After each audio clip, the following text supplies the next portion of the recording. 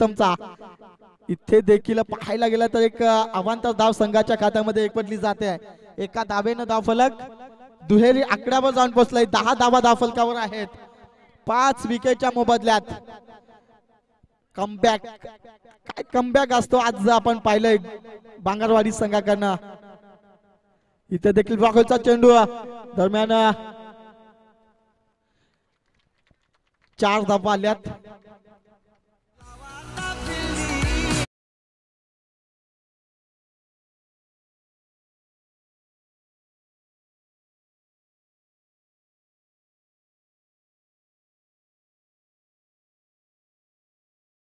धाव फलक जाऊन पोहोचलाय 14 या आकड्यावर.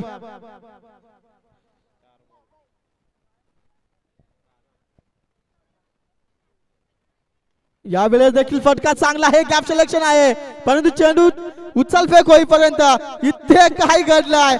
अजून एका विकेटचं पतन. 1 धाव प्लस 1 विकेट.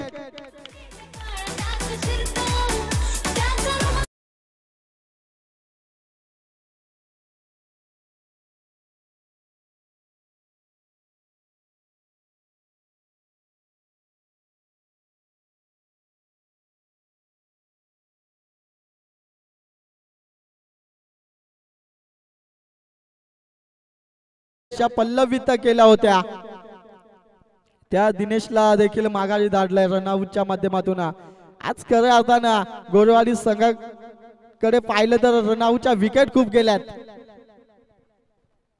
पुढील चेंडू गोलंदाज मार्कर आपण पाहतोय उत्तम. इथे देखील एक धाव आली या संघाच्या खात्यामध्ये.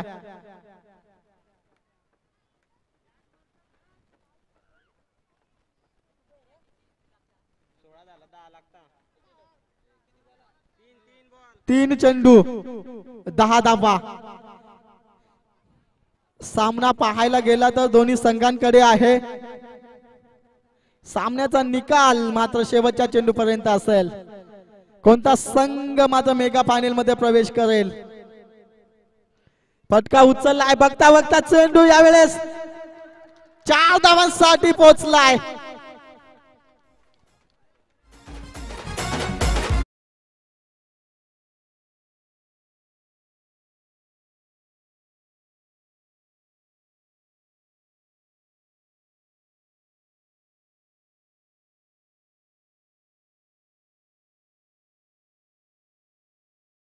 सामन्यामध्ये रंगत निर्माण झाली आहे. या चौकारानंतर धाव फलक आपण पाहतो 20 धावा धाव फलकावर. मात्र येणारे 2 चेंडू आणि 6 धावेची गरज. पाहूया गोलंदाजावर देखील तितकंच दडपण आहे तितकंच फलंदाजावर देखील आहे. पाहूया या चेंडूवर काय घडणार काय बिघडणार. दोन्ही संघाचं भवितव्य आहे. यावेळेस फटका हवेत आहे. काय घडणार परंतु चेंडूची उचलफेक होईपर्यंत 2 धावा कंप्लीट झाल्यात. बघता बघता आता मात्र येणारा 1 चेंडू आणि 4 धावा कंपल्सरी चेसिंग आहे. ज्या फलंदाजानं आशा पल्लवित केल्यात तोच फलंदाज विनायक आपण पाहतोय स्ट्राईक एंडवर.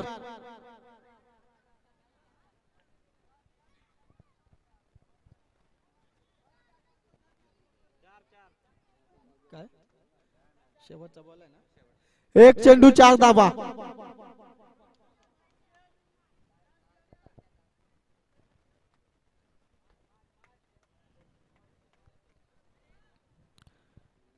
सामना कोणी जिंको मैदानाच्या आतमध्ये कोणीच जायचं नाहीये.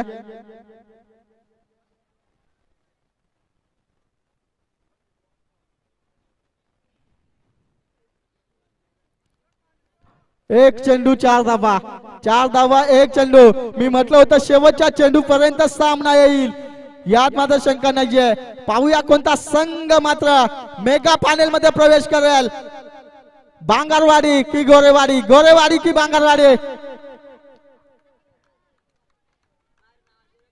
आवाज देऊ नका आवाज देऊ नका. या वेळेस काय कमबॅक केलाय. इथे मात्र सामना पूर्णपणे जिंकलाय बांगरवाडी संघानं. आणि जाऊन पोहोचलाय थेट मेगा फायनल मध्ये, जो मात्र कशेळे विपक्ष